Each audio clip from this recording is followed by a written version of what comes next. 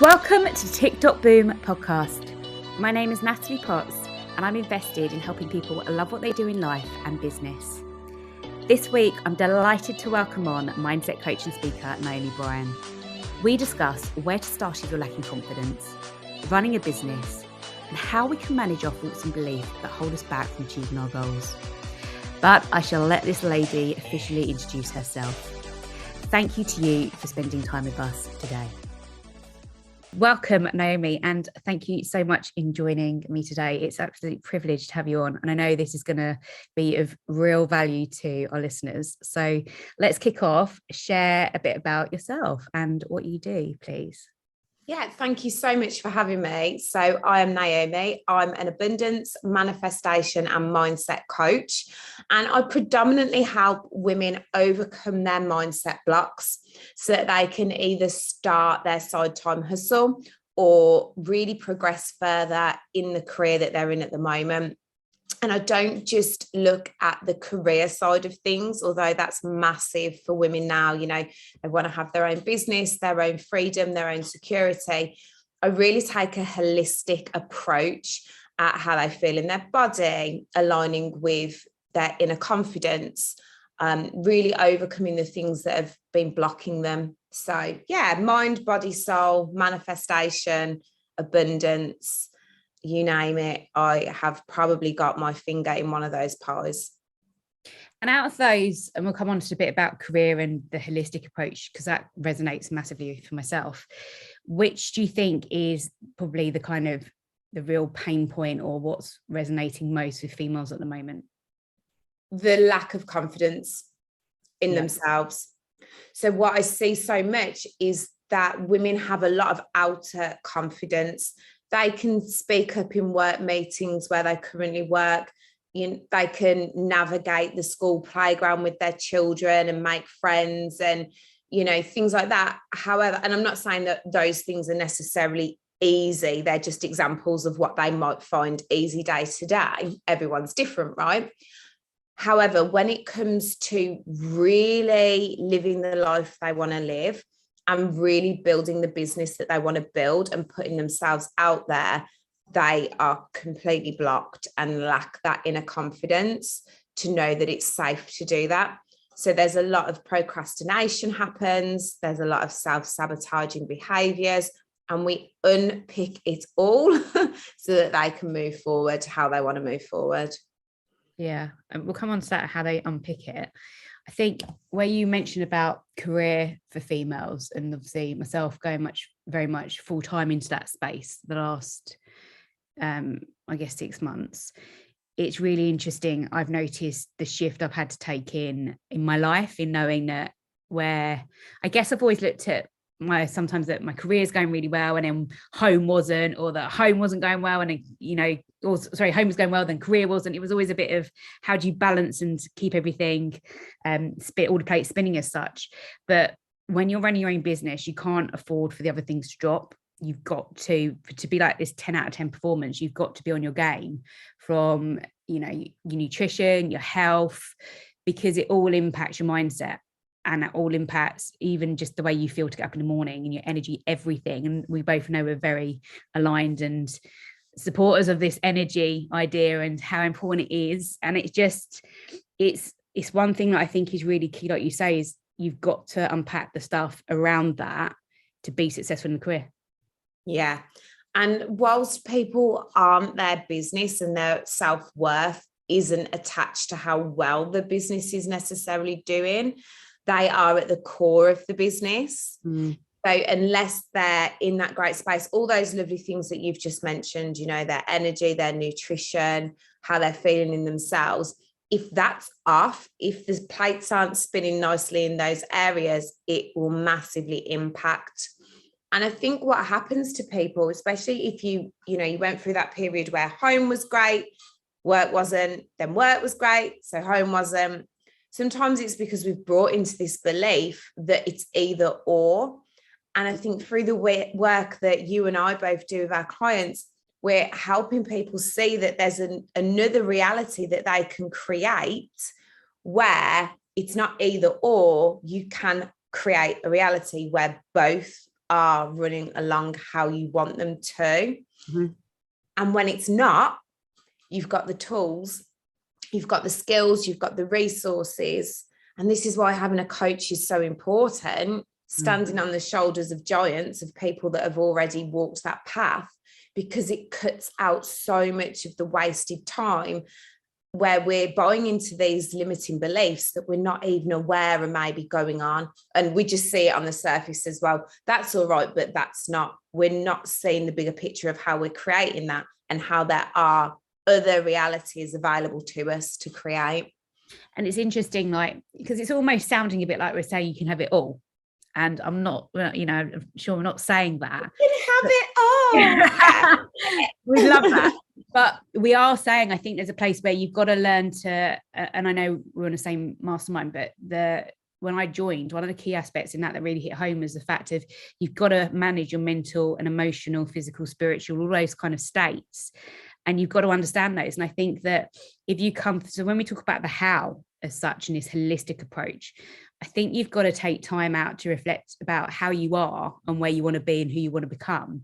And there's an element of starting to become that person, but understanding that you're in it for the long haul. It's not just going to be overnight. There's no silver bullet. So I've had therapy for the last 4 years on and off, and I'm a huge advocate of it, just from a soundboard perspective of someone not judging me, and we'll come on to this again when we speak a lot about just creating that space. And that space, that accountability, like you say, with a coach is what helps me move forward and keep on track with all of those areas. And when one starts, you know, the plate starts to stop spinning a little bit on that one, I'm like, right, I need some help on that. And it helps me to have that clarity and to just create, like we said, that space of just saying it out loud or writing it down is really powerful, and opposed to everything that's up here. And one thing I know that works for me is a kind of tool I'll do is when I get overwhelmed, I know now to go for a run or a walk, just completely on my own in nature, because that's a really powerful thing for me. Sometimes with an audible or podcast, sometimes completely without. And then another thing is just getting a piece of paper and writing down every single thing that's in my head. And then half of the time I'll look at it and go, what on earth am I going on about? Why am I freaking out about this? That's my priority. That doesn't even hit my priorities. Right. And it just helps me again, get back into that zone and that focus. Yeah. So you've cultivated some amazing tools there to help you navigate what is the path of the entrepreneur. And I think maybe sometimes when clients first start with me and they just have this idea that they want to start a business and they want to make their own money on their own terms, what they're not realizing whilst making that decision is that actually they're on a pathway to involvement, and they're on a pathway to facing all of the limiting beliefs, the fears, the negative emotions that may be dwelling inside them. And actually it's not about having it all. I'm sure that reality is available. It's about them actually evolving as a person as they grow and develop this business as well. So it really is, you know, I'm having more realizations even in this conversation. It really is a whole, you know, a holistic view that we need to take when we're doing these things. Yeah. And I think if you're going to really focus on one thing, it's looking at your environment and who you're around with is a huge factor.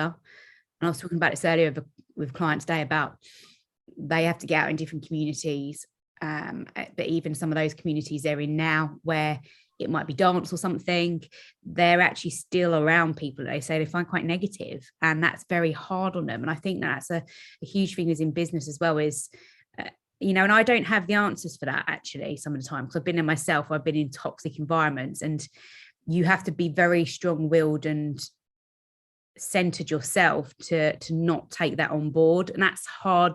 It's really hard to do.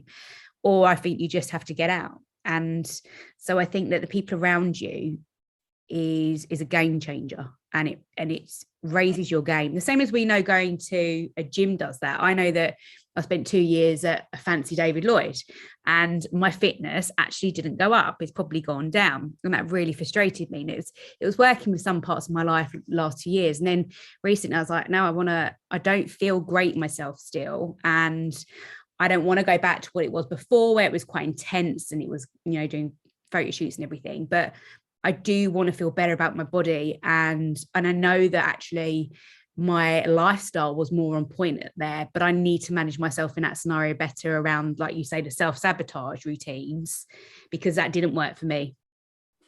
Environment really is so important.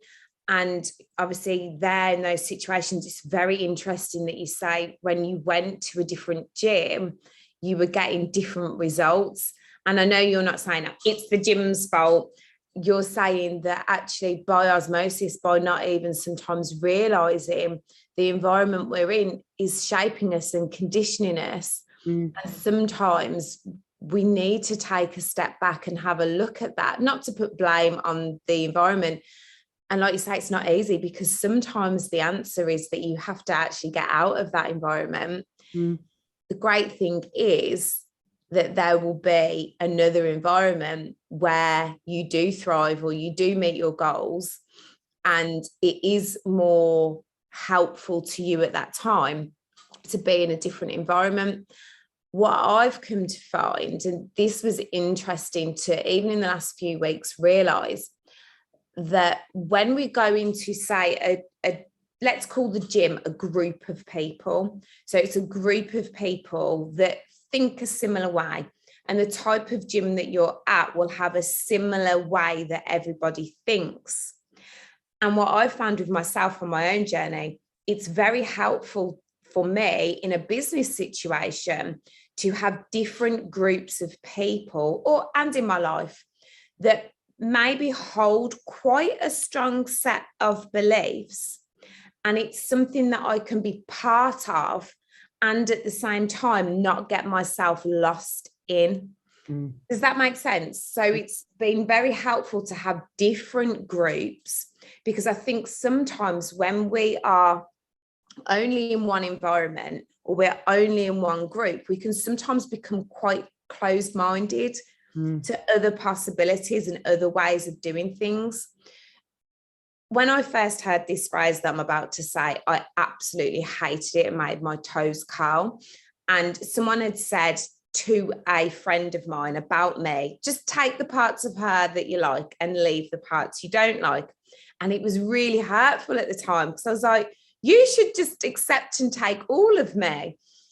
And the more that I'm exploring sides of myself and my business, and I'm evolving and growing, I'm seeing the power in that we don't have to just belong to one group, and we don't have to just believe in everything that those people in that environment believe in. Because sometimes, as with what's happened to you at this gym, you can lose yourself in that almost unconsciously.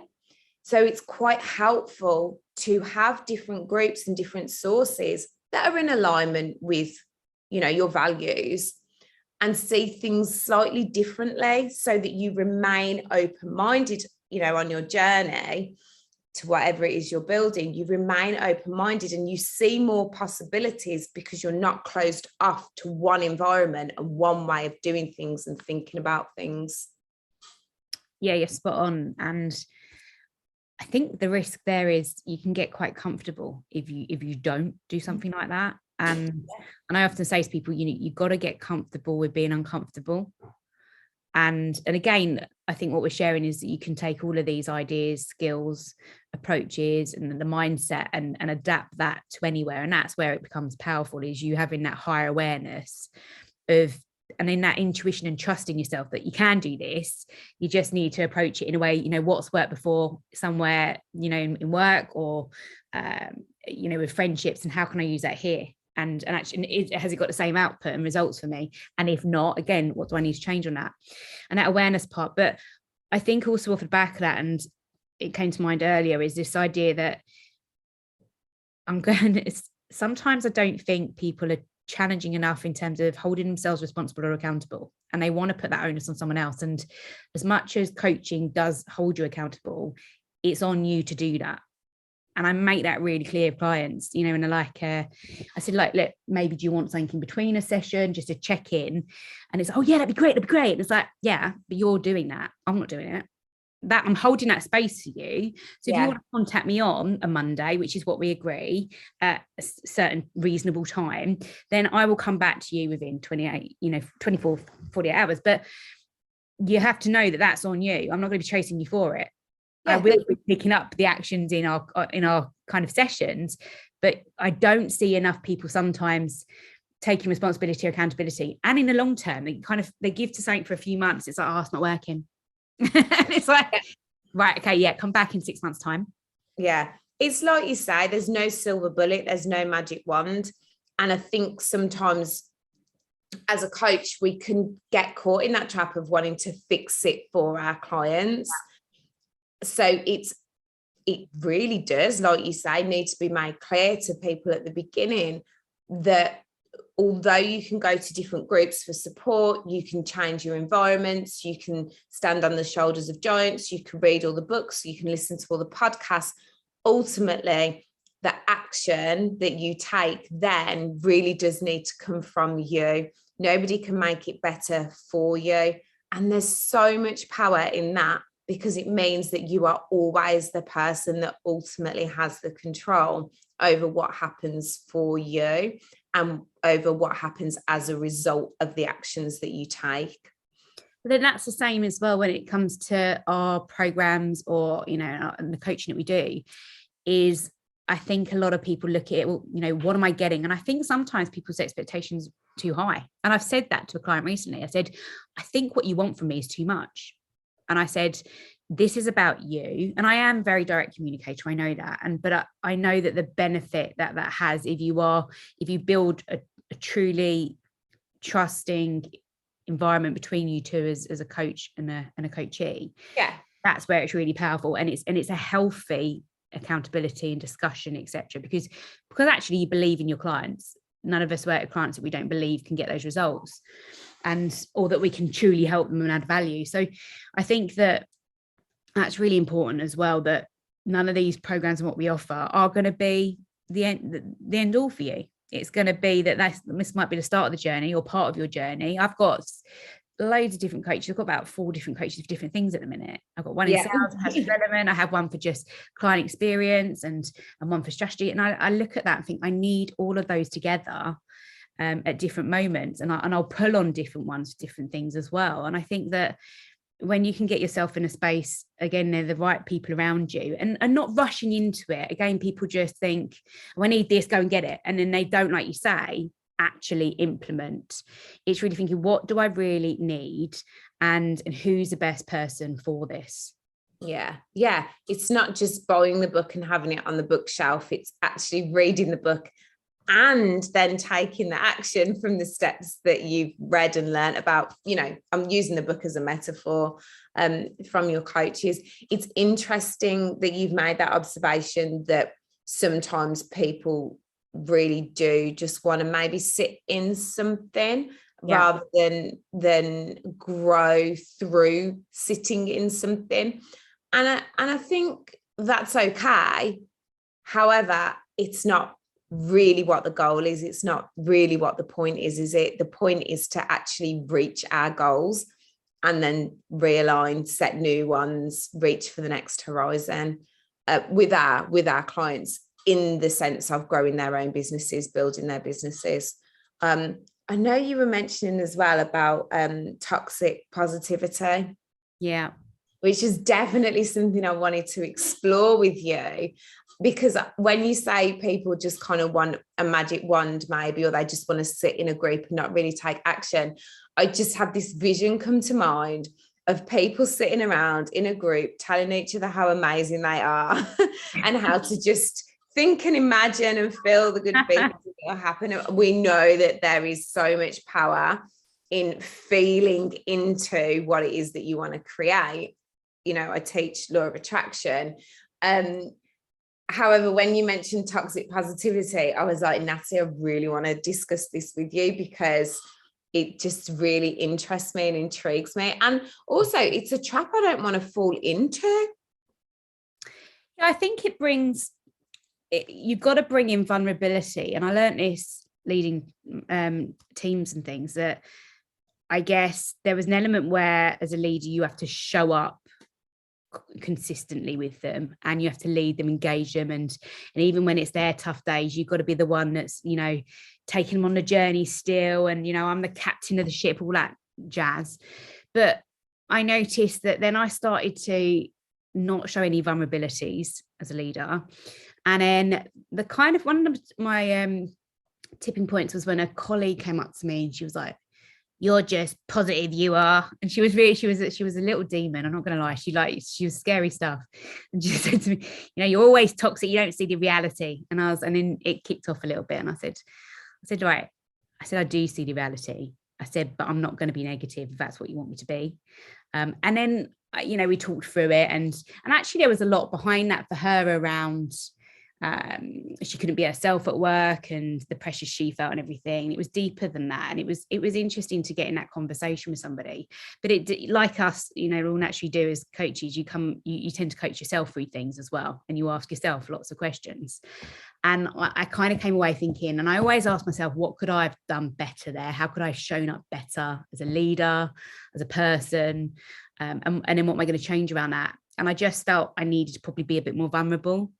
But that's really tough to be, because you're breaking down boundaries with people. And I think that, again, this is where there's no silver bullet, but I'm having to, something I'm going on my own journey is explore boundaries at the moment, because I've noticed then that when I've started to become a bit more vulnerable, people can take advantage of that.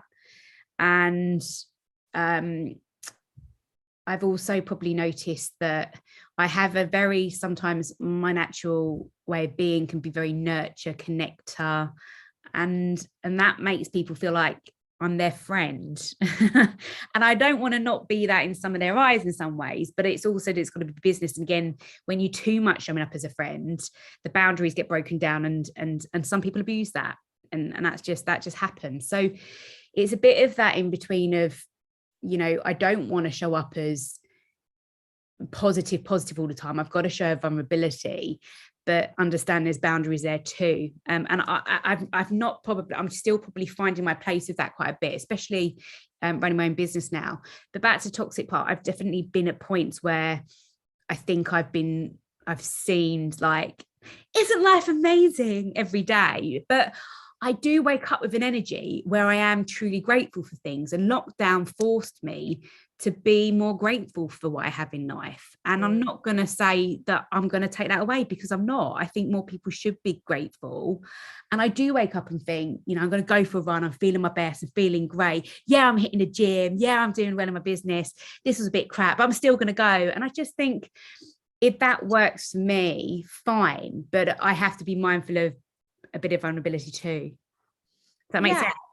Yeah, it does make sense. Absolutely. And people hate this word, don't they? But it's that balance. It's getting that balance right between the two.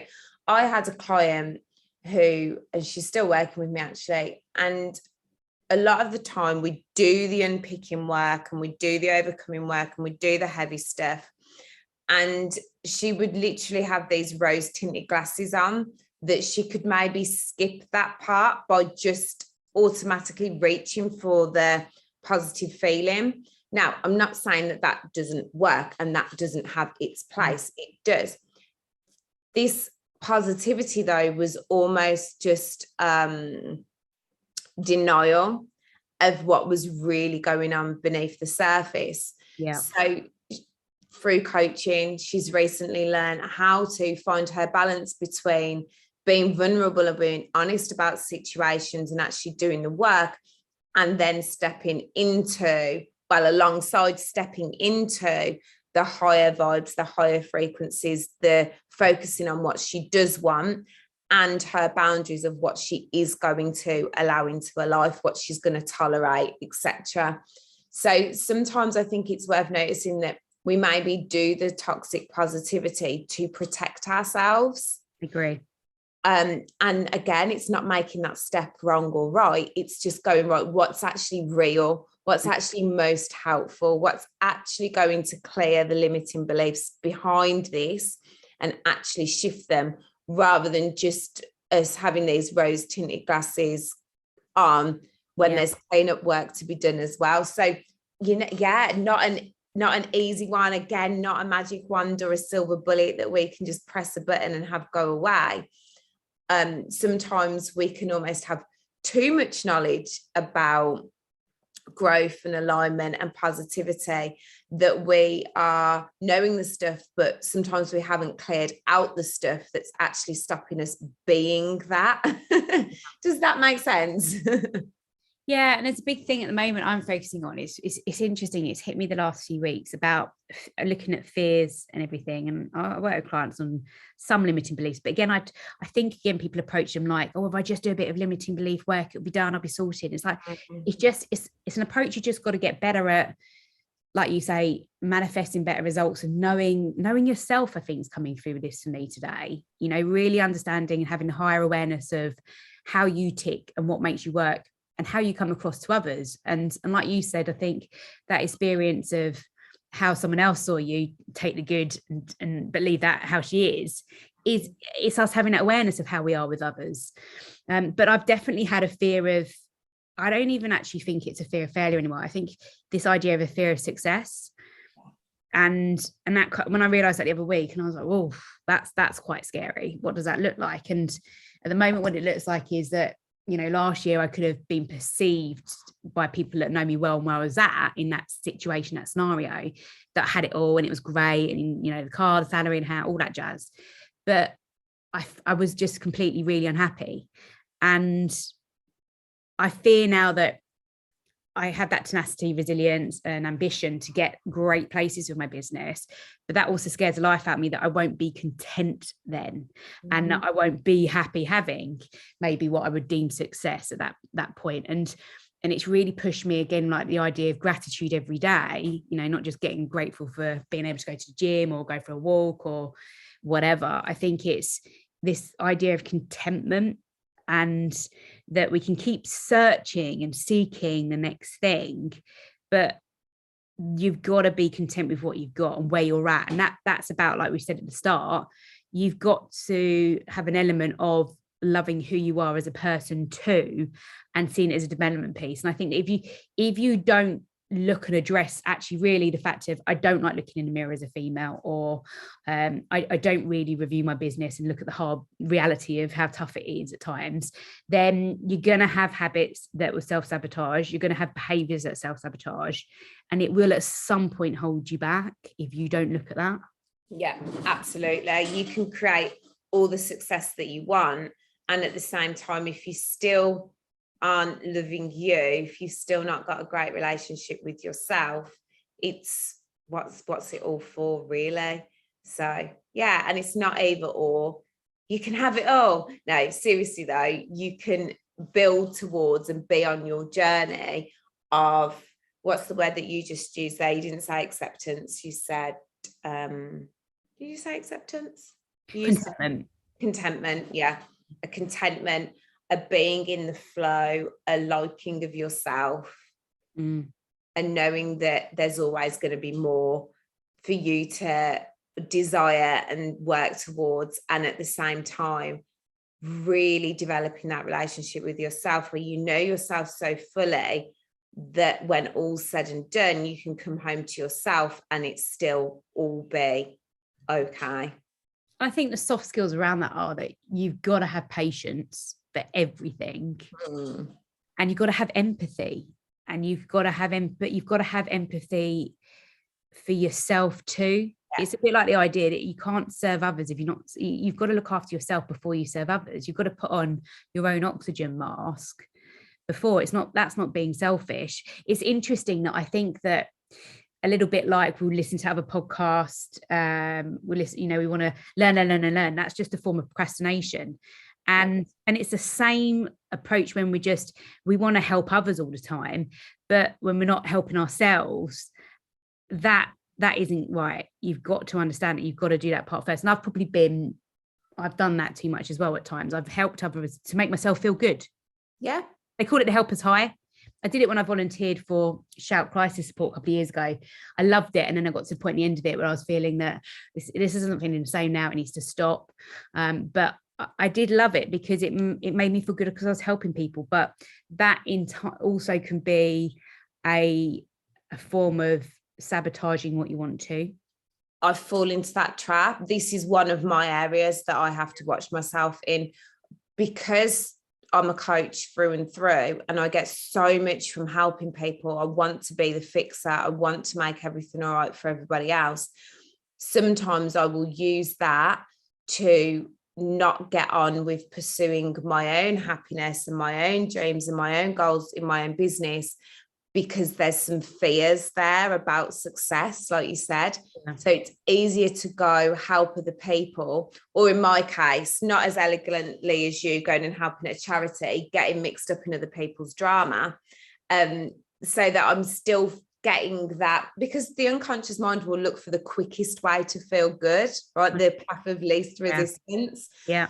So sometimes it's easier to do that than actually, align with what you truly want and focusing on that and go create that. So definitely something that I have to be wary of, and, not beat myself up, have a lot of empathy for myself and a lot of love, and just notice when I'm doing it and realign back with what I truly want to be doing with my time.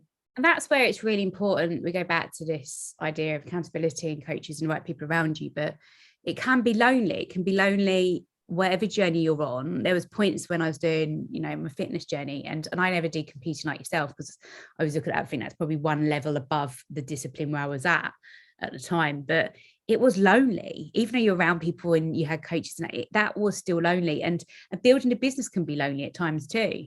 Or, and I used to have this, I used to say last year, even recently, I used to be like, isolation's different from loneliness. And I do think that, but I'm learning to say that sometimes, it is lonely, and there's nothing wrong with that. It doesn't mean I sit there in tears, but I do think actually I quite like some company. What does that look like for me? How do I fill that gap a little bit at certain points to keep me on track? Yeah, absolutely. And environment, like you say, is really foundational to that. Having environments that you can be part of where we're not getting distracted away from what we want, and we're at the same time not feeling like this is a lonely journey. We're in it for the long haul. There is no quick fixes. There's moments where things come together quickly, and it's generally because you're doing the work behind that. That you need to, we message backwards and forwards quite a bit to help each other along, and, keep each other accountable. And it's really, really, really important, because it's easy to just get distracted and procrastinate and get what did you call it? The helper's high in another way that takes you away from what you truly want to be doing and building. But I think you have to, and it's interesting, I think we gauge that quite quickly because we've not known each other long, but there has to be respect with the relationship like that, because there's points where I think that we're on a similar vibe and energy with things anyway, but there's something we could probably be quite direct as well with one another, but that's done in a healthy way, because it's like, one day it might be like thinking, no, you got this, keep going, get on with it. But you want that around you too. You want someone that help, believe, like I said, believes in you, but is there to say, come on, and challenge you a bit. I don't think, again, it's going into that responsibility thing. Be open to challenge, but get respect in relationships too. And you can find those people. I never had, years ago, I didn't have that. I'd have people that would be like, coaching, what are you doing, coach? You can leave your job? Well, who does that? Who asks questions all day? And it's like, well, yeah, okay, I don't really want to talk about it then. But you're going to get that around you if you're starting off somewhere. Yeah. And I guess the only part that I can say is that I've been there as well, and I've had to move from that, and you have to cut things and cut people, and it doesn't feel nice and it doesn't feel natural and it feels mean, but you've got to do it at times because they're going to hold you back. And I really mean that people will hold you back if you don't decide what you want to do and really go for it. Yeah, it's definitely part of the pathway to when you're starting up something, you're moving out of your comfort zone. All the people that have ever known you, or the environments that you're in, it's going to be alien to them sometimes, and they're pulling you back. One, to kind of like, because they don't get it, and two, because sometimes I think it can highlight things in them where they're not going for things, so it feels uncomfortable for them as well. And one thing that's come up quite recently as well is that when that happens, and not in an egotistic, well, I'm going to show you that this is how it's done, but in a showing people, not by your words, not by forcing them, not trying to make them see, you know, and agree with you, simply by just showing up and aligning with yourself and not letting other people hold you back, that actually that way can be made possible for them too. Yeah. Yeah. What do you think's been the hardest part of building a business for you? Keeping going when it is not the result that I had desired, and even more so when maybe it was a shock that I didn't get the result that I desired. Keeping going, honestly, and knowing that it's a long journey and that I'm making a decision to like be in it and keep going. That's hard. That's something that I have to keep doing. And how do you do it? I put on the tools and resources that I have as a coach. I surround myself with people that understand what's going on for me and that don't pull up a chair at my pity party and join me, but meet me on the level where I am and lead me back to, you know, this is part of what it is, and help me. So yeah, aligning back with myself. I go and do the spiritual work. So I'll do a lot of the process that I teach, go into meditation, all of that healing spiritual stuff, because when those negative feelings are showing up and it's tough and it's hard, it's also an indication you're ready to have a breakthrough with those feelings and those thoughts. And I reach out to the people that are either around me or have already walked the path before me. Yeah, you're right. And they always say success leaves clues, right? And I remember hearing years ago about there's a reason that people that are successful meditate. And I was like, oh, and I'm not perfect at it at all, but I do try and do it. But I do it to the point that I don't want it to become a chore. And I'm massively doing this around breathing at the moment, exercises, and exploring how it's just generally how it makes me feel. And I feel good for doing it. But I think like yesterday when we shared about, you know, it was a bit of a blue Monday and the skies were grey and it was dreary and we just felt a bit crap, that's just one day. Right. And tomorrow you get the opportunity to embrace a new day and go back to your toxic positivity. So wake up and embrace the day. You don't have to let that go on. And I do think we're very hard on ourselves as females on this, that we're not enough and you've got to keep going. You've got to be 100%.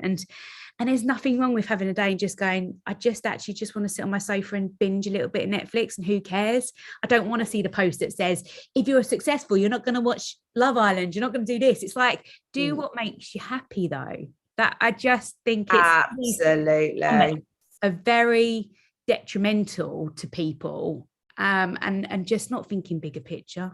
Yeah, I definitely pull back from social media when I'm not great. Not because I'm putting the blame on anyone else and what they're posting. And I love social media. It's a brilliant tool when I'm not in a great space. And I mean, you could say a day. Sometimes, Natalie, it's not a day for me. Sometimes it's a week or a month, right? That's being honest. And I would definitely pull back from things like social media. Anything that isn't helpful, I'm happy to just put down for a while and come back to when I feel in a better space. Yeah, so interesting. Look, I could talk to you. Well, I talk to you all the time anyway, so it's fine for me. I'll speak to you after this, yeah? I want to leave asking you a question that was left by my previous guest, and then I will ask the same from yourself.